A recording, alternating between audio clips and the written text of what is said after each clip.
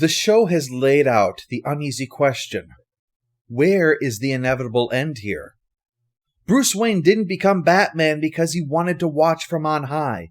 He did it to help the situation on the ground, fight mobsters and corrupt politicians and others who were making it so a family can't even walk home without a father and a mother being brutally murdered before their child. The others were similar. What this has become wasn't what they set out to make it. They just wanted to do what they could to help people.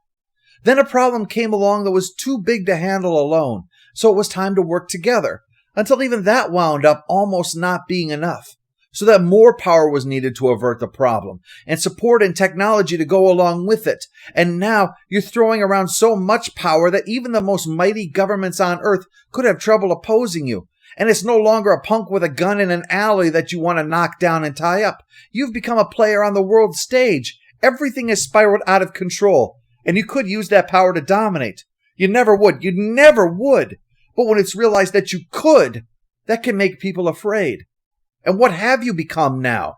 You stopped that punk with a gun, but now there's a punk with thousands of guns that he's turning on the people he rules, killing more fathers, more mothers, even the children now. And that's something you now have the power to stop, but was never a level you ever expected or wanted to rise to. And when they turn to the sky and call out to God to deliver them, you realize they're unknowingly looking at you in your watchtower and asking their prayers to be answered, and you have the power to do that, but you lack the knowledge and the wisdom that comes with that job. And even as you wrestle with what you're even supposed to do anymore, those you wanted to protect now so fear what you can do that now they take steps to stand against you if you decide to become everything they fear. They even strike against you in that fear until the unfairness of it all weighs you down, responds to your outstretched hand of friendship and slaps it away so many times you can't help but think maybe you do need to do something. You do need to protect these people from themselves because they're so blinded by fear they're willing to undermine the ones best equipped to protect them.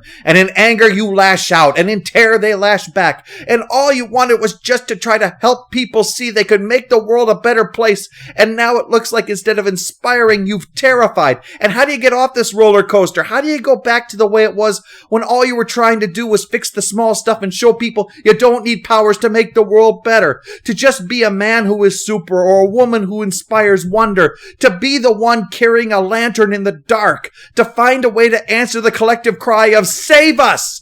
without it being followed by a finger pointing at you adding, "From them!" That is what this build-up has been over these 4 episodes. All of that coming to a head. The reminder that everyone is a hero in their own story, and every hero is inclined to believe that they're in the right. And that there are innocent bystanders in every war. And not just the people in that town devastated by the Omnicannon. Those that Cadmus, who in keeping with their namesake has grown soldiers from the planted teeth of dragons. The Ultimen, the candles who burn twice as bright but half as long. Or Galatea, created to be a weapon, cursed to know she was a copy. Who could be goaded so easily by Supergirl when called that because she's likely heard it 1,000 times inside her own head. It's unstated, but it's hard not to believe she does what she does because if she could kill Supergirl, then that proves she's not the copy, she's the perfected form of the flawed original. She doesn't exist because she's a weapon. She exists because she's worthy of being alive. This us versus them is a reminder that the them is supposed to be part of us. Because in the end, we all are on the same side. If the League had never built a weapon without sufficient safeguards, if Cadmus had not rushed to action, the survival of all life on Earth would not depend upon 7 people being enough. The title reminds us of that consequence.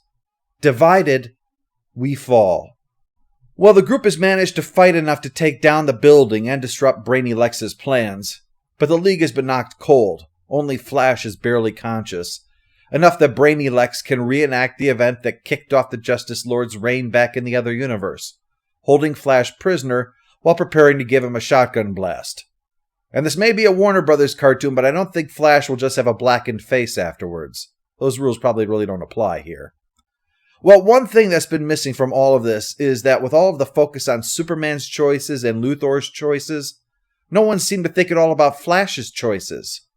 He escapes, and then uses his speed to attack Brainy Lex, drawing so much energy in the process that he's not only able to overpower the bad guy, but drive the Brainiac out of him, leaving only Lex. But Flash seems to then fade out of existence. What do you know? I did kill him. Maybe lying naked in the street isn't a good time to be calling attention to yourself. Well, Supes is so outraged at all Lex has done, turning Question over to Cadmus, framing them, causing all that damage, and being a willing participant in the near annihilation of the Earth, that it looks like he might just cross the line and melt Luthor's face off. But he relents. That's not who this Superman is, not what this Justice League stands for. And at least Justice Lord Superman was trying to stop a madman from ending the world. This would be nothing more than petty revenge. And the last thing you want is for your evil twin to go, "Damn, boy, that is some cold shit. Even I wouldn't go there." Well, Jean has some good news. Flash is still alive, but fading, and Hawkgirl finds the entrance to where he is in the Speed Force. After resigning from the League, she had returned to the role by reclaiming her mace from a similar portal to this one, so it's fitting that she finds Flash and tries to bring him back. Together they manage it, so the day is saved. But the founding members call a press conference to make an announcement. They're shutting it all down. The Watchtower, the League, everything. The final story arc has been an amazing bit of television, bringing the Cold War finally to a boil and seeing how we respond in those moments. And while everyone got a chance to shine, the original members being in the right place to bring it to a conclusion was very satisfying, and this moment here, bittersweet. But Justice League Unlimited had kicked off with Batman telling Green Arrow that it was his role in all of this to keep the League honest. In his usual brevity, Batman pointed out that the monsters Arrow considers above his pay grade tend to step on the little guy he wants to protect. So he calls them out, right then and there. Quitting because you've done your part is one thing. Quitting because it's the easy thing is another.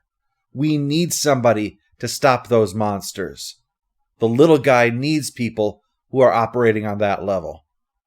And message received. They'll keep at it. Try to find a way to make it work this time, so that they never forget why man, woman, girl, boy is in so many of their names. That they're all part of this great big us. To be the Guardians.